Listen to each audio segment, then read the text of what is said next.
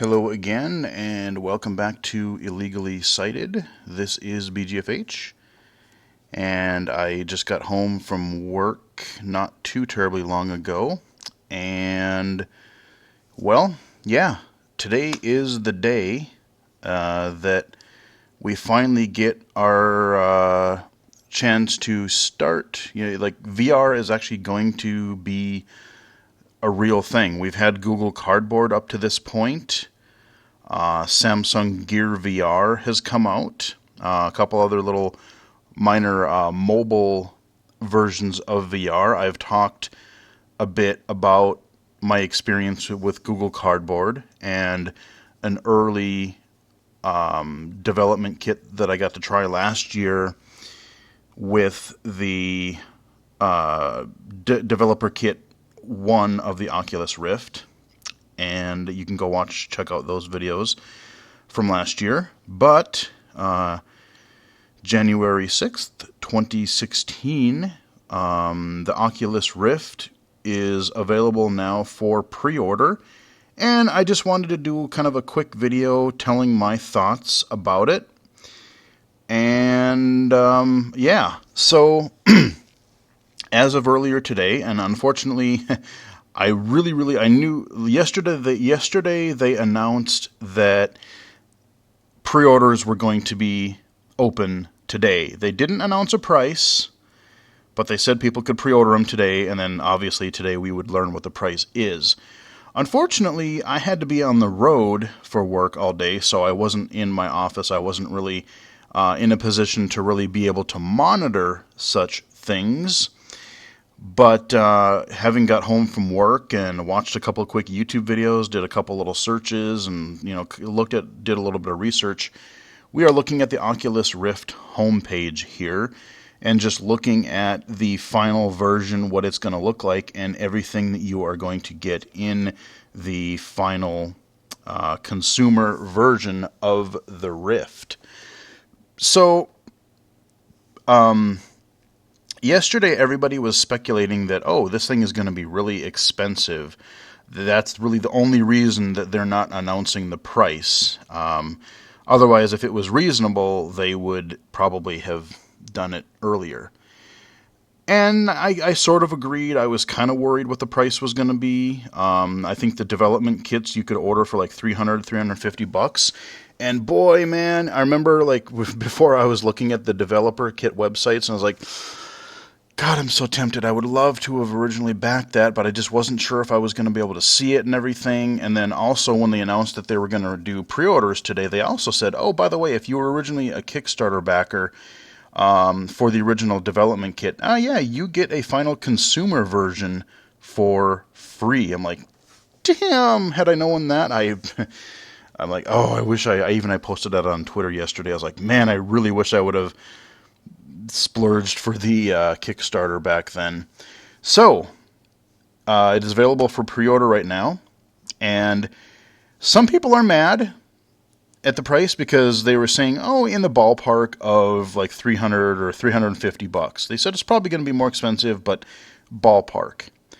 The price, the final price for the first consumer version of this thing is $599, $600, which, at first glance seems kind of high, but really, when I heard the price, when I got home and I actually heard the price, I'm like, you know what? That's actually really not that bad. I mean, you're going to pay a lot for a high-end monitor. Like if you want a monitor that supports G-Sync or a 4K monitor, you're going to spend a lot of money for that. I mean, this is definitely, especially in the first generation, this is going to be an enthusiast device, because not only is the Oculus going to cost $600, but you're going to have a pretty beefy computer to be able to run the thing. So, your system requirements, you're going to have a Core i5 processor at minimum. I have that. You have to have a GeForce a GeForce 970. I have that covered. I have a GTX 980. You have to have one what is it, like 1.3? It's like a HDMI version 1.3, which if I have a GeForce, a GTX 980, I should be fine there. You also have to have 8 gigabytes of RAM. I have 16. I should be okay. You have to also have 2 USB 3 ports. So that is not a necessarily a cheap machine. I mean, a 970 is not, a GeForce 970 or equivalent is not necessarily that bad. I think they're like $300 now, but it's a cheaper card. It's a cheaper enthusiast card. You're still going to have. You're probably going to spend a decent chunk of money. I haven't priced out PCs since I splurged. Yeah, I guess it was. Wow, it's almost been, yeah, it's almost been a year since I've upgraded I think I upgraded my rig in like March of last year, and kind of anticipating what might be the system requirements for the Rift. And so yeah, you're going to need this, GTX 970 or higher, 8 gigs of RAM or higher, HDMI. You're going to need 2 USB 3 ports. Yeah, you're going to need a pretty beefy system to be able to run this, in addition to the cost, the $600 cost of the device. So, if you are if you are a kind of enthusiast PC gamer, and you do happen to have, those different system requirements, that said, like the price of the actual Rift package is actually, I don't think, all that bad. I fully expected the price to be, I was hoping between 450 and 500, because if they said, ballpark, they said, okay, maybe we're looking at a little bit more than 350. I was hoping maybe, okay, 450, 500. Now, the package that you get, look at the web page here that we've been staring at this whole time. You get the Oculus Rift in the middle. There's your headset. You get the remote, some kind of media remote. I don't exactly know all what it does. You get a kind of a camera that you put kind of by your monitor for kind of your head tracking. You get a Xbox One controller, which on its own is like $50-$60. I bought that one fairly recently, the new one that had the headphone jack in it. So, that, by the time you figure, and then down here, you also get 2 free games with it. It comes with Eve Valkyrie, which is a kind of a space flying game of some sort. And then you get Lucky's Tale, which is actually a third-person 3D platformer, which I'm actually really curious because, I totally understand how first-person games are going to play, or how they're going to kind of work in VR, but actually controlling something from the third person, like a platformer or an action game, I am genuinely curious to see how well that's going to look. Like, in theory, a platformer could be actually really interesting because, on a flat screen, you are, if you're doing a 3D platformer, you can tell, kind of where things are pretty easily, but like you may still have a little bit of trouble telling some depth, Whereas I'm thinking, like, if you are spatially able to see the world, more easily from like a camera within the world, and then you're moving and you're jumping, it's like, oh, okay, I think, especially once you get used to the character's movement, I think you might be able to actually maybe be able to judge, oh, okay, can I make this platform? Can I make this jump or not? Yeah, I'm kind of genuinely curious to see what these 2 games are like. I'm actually kind of more curious about Lucky, because while I've seen a little bit of footage of Eve Valkyrie and it looks cool, I typically suck at flying games, whether they are arcadey or simulation. Doesn't really matter. I'm never very good at flying games. So it'll be kind of cool. I don't know to what degree these games are going to be. Like, are they content-wise, are they worth like full $60 games? Are they shorter kind of tech demo-y things that ordinarily might be worth $20 or so? I don't know. Nobody really does, I don't think. But anyway, let's say even if they were only worth, let's say, like, oh, this is a $20, kind of the length of a typical 20-hour or $20, I'm sorry, $20 game. You know, that's $40 worth of value. You get your Xbox One controller, which is again $50-$60. And then, by the time you're getting all, and then, of course, you get all your cables and stuff to connect everything.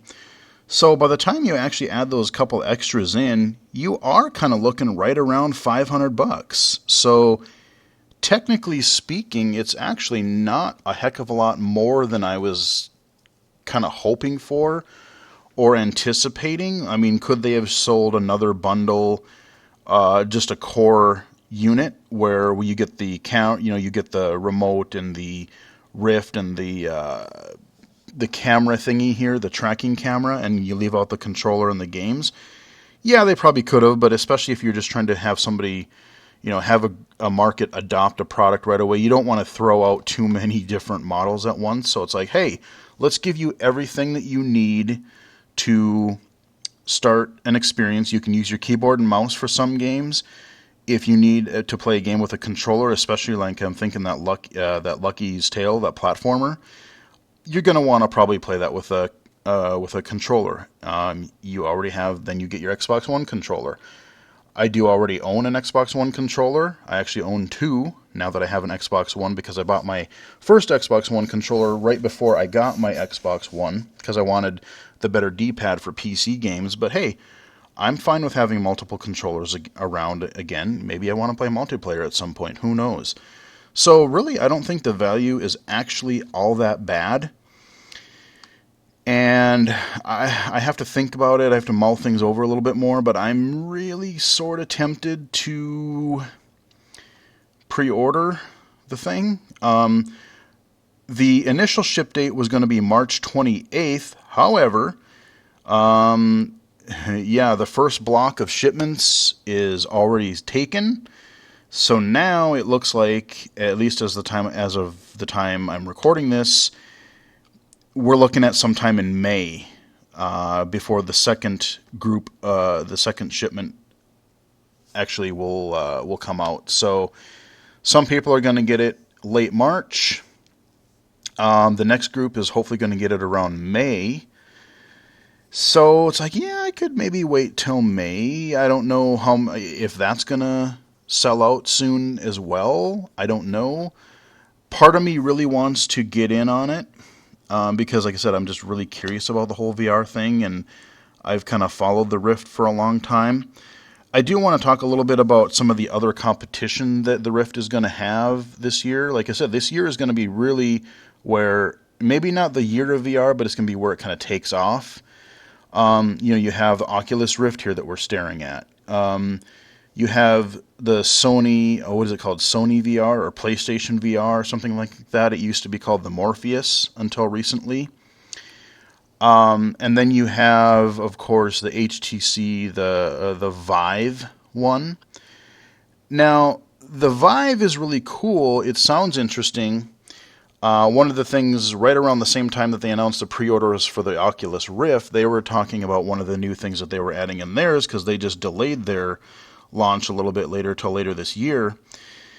They are doing this thing where they've added a camera to the front of the unit. So like kind of right in here somewhere, they're going to have like a little camera. So like you can hit a button or something, and you can, instead of taking the headset off, you can kind of look at what's in front of you. So, I need to look at my watch, or I need to see something around the room. Like you don't have this total isolation. You can kind of quickly see what's going on around you. And maybe a future version of the Rift might include that as well. But yeah, for the most part, it doesn't really matter to me. The one potential cool thing that front camera would do, and I don't know I doubt we're going to get any support like this for quite some time in the assistive technology field. But believe it or not, I don't think I've talked about this on the channel yet, but there was I can't remember what it's called. I saw it on Twitter. If you follow me on Twitter at BGFH79, about a month ago, probably, you may have seen a couple posts from me. There was an app available for iOS where if you had Google Cardboard or a similar type of VR device for your phone, and you had an opening on the front so you could use your phone's camera, you could turn your kind of cheapy headset into a kind of a fairly a CCTV that worked fairly well. It's a little bit early. I wouldn't recommend it as a full, like, oh, hey, this is a great thing. This is what you should get. There's a little bit of jank to it. There's a little stutter. Sometimes it just freezes for a second or three. But I was able to like sit in my office chair. I got one of those plastic. Maybe I'll do a hardware review on a couple of these plasticky Google Cardboard supported devices. I need to take a look at that for you guys on the channel, because I wanted something like the Google Cardboard that I showed you on the channel. It didn't have any head straps, so you had to hold the thing up to your face. Whereas if I'm trying to look at something, or I'm trying to look at papers or look at some distant object, like it's hard to kind of hold my my VR headset and then try to work with something in the environment. So I picked up a couple of these cheaper plastic headset thingies for my phone, and it actually worked pretty well.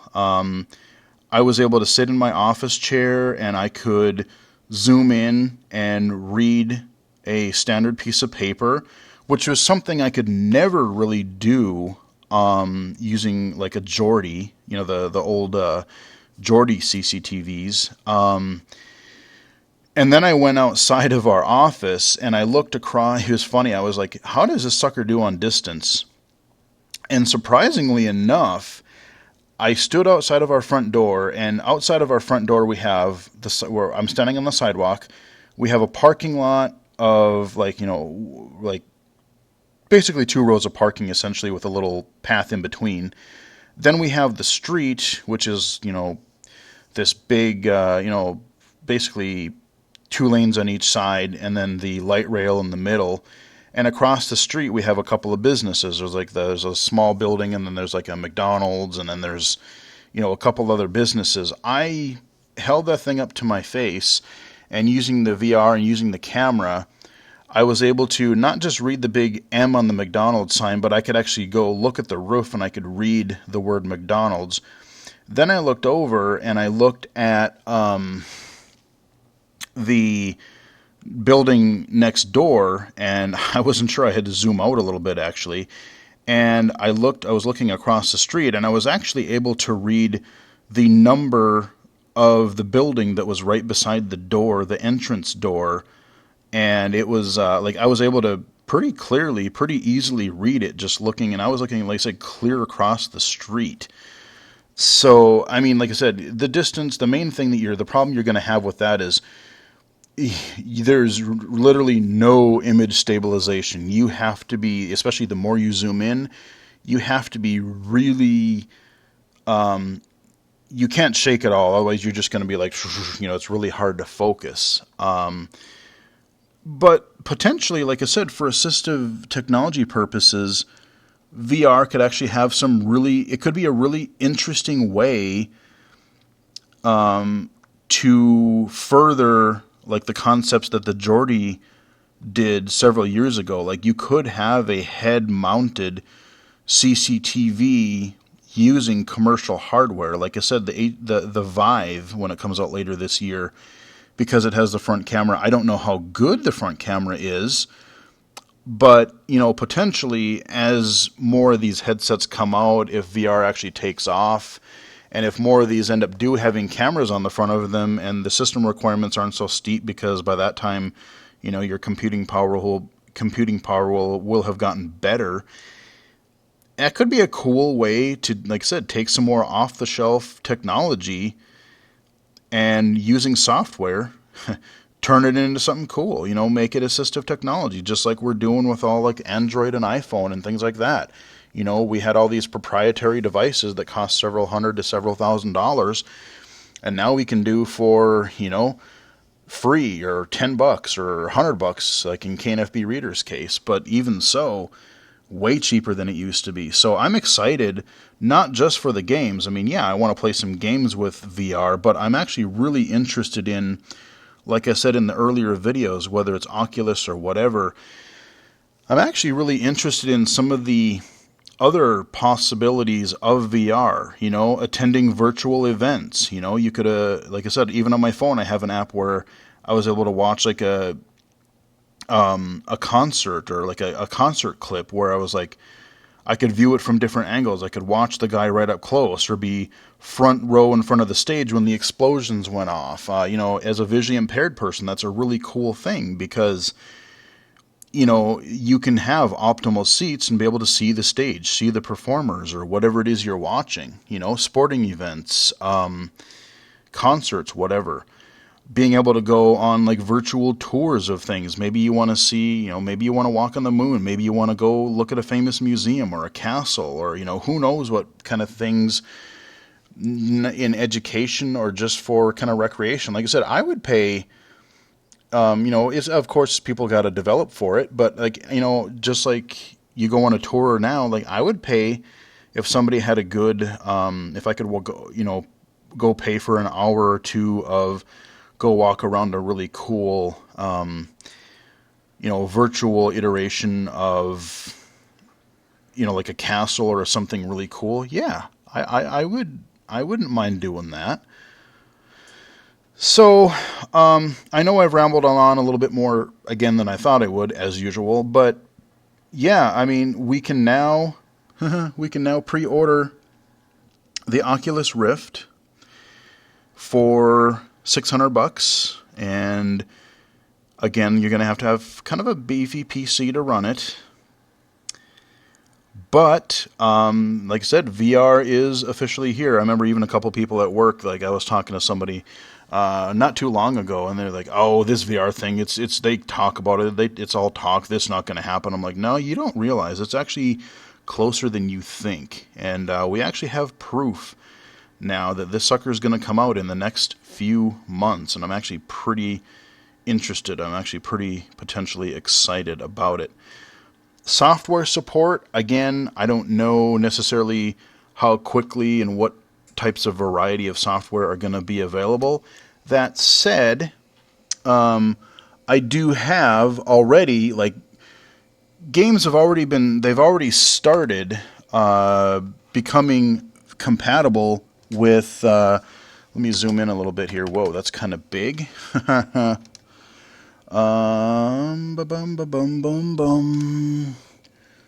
Software. Oh, did I pass it already?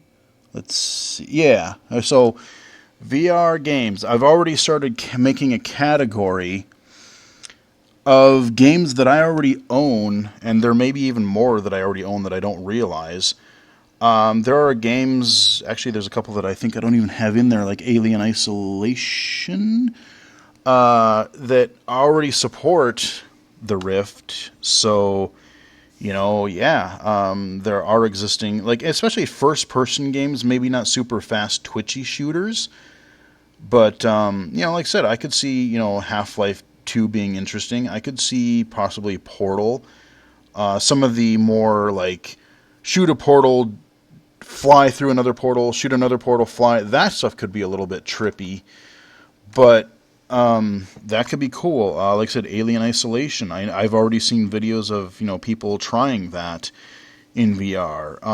There's a lot of indie titles that are doing VR, and on the channel that I've been covering a few of these. People like laughingly they call them walking simulators, but like Gone Home and the Stanley Parable and things like that. Tacoma, the developers from the Gone Home, they're doing kind of another exploration game, but this time set in space. And if I remember correctly, I believe that is supposed to support VR. And, especially the first-person stuff, who knows how many things are going to be, retrofitted into VR. So, like I said, I think there is definitely potential. You do have to be, like I said, for the cost of it is, you have to be willing to take a little bit of a risk. Hope that some software and stuff comes out for it. But I think if you are sold on the idea of VR, if you've maybe tried Google Cardboard or you've tried an earlier development kit for the Oculus or whatever, yeah, I mean, I think this could be kind of a cool thing. So, haven't pre-ordered it yet, but I am seriously considering. Part of me kind of wants, especially since the March pre-orders are not available, part of me wants to at least wait till then to, maybe the early April, mid-April, to see what the first wave of people think about it.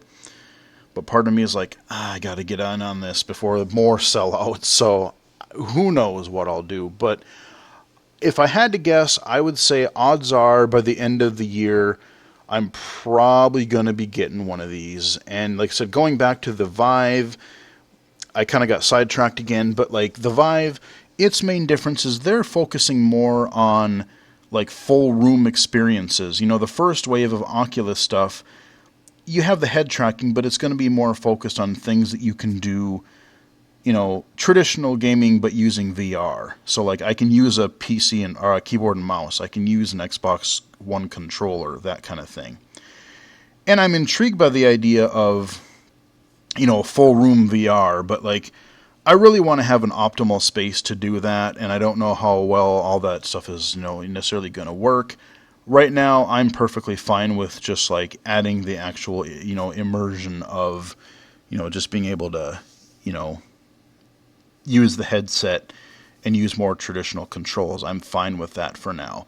Now, if you do pre-order the first generation of the Rift, their kind of motion controls, the Oculus Touch, I believe it's called, those are not coming out with it at launch. So they too are gonna have some kind of more motion control-y sort of things. But if you do pre-order the Rift, you are going to be eligible to be first in line for also pre-ordering or getting those controllers as well. So you do potentially have that benefit if you want to go down that route, being the first to get your hands on those controllers. So I don't know. I like I said, since we have concrete information now, a launch date, a launch price,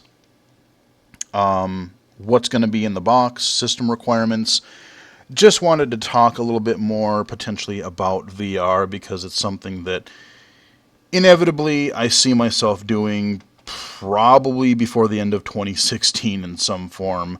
Like I said, I have a feeling that at some point I'm going to be whether I pre-order or when I pre-order or when I get it, whatever, I'm probably going to be getting an Oculus Rift at some point here this year. And depending on, I don't know how that's going to record because, traditionally they've done the whole, you have the two images for each eye. So I don't know if if they have a different way of displaying one image on a computer screen in addition to what you're seeing, although there's going to be a lot more graphic power, or if you're still going to have the two items. But I don't know. Maybe I'll be able to cover that on the VR stuff on the channel. We'll see. That's definitely way up in the air as well, but who knows? So, I don't know. That's just some thoughts and ramblings about VR again now that we have some more concrete information to go on. So, yeah, if you are interested in the Oculus and maybe you've tried one or you've tried Google Cardboard and you really want to upgrade to the real thing and you've got a PC beefy enough to run it, you can go pre-order now. So, there you go. There's some more thoughts on the Oculus and VR in general. So I hope you guys found it at least entertaining, interesting, helpful, whatever. And until next time, like I said, follow me on Twitter at BGFH79.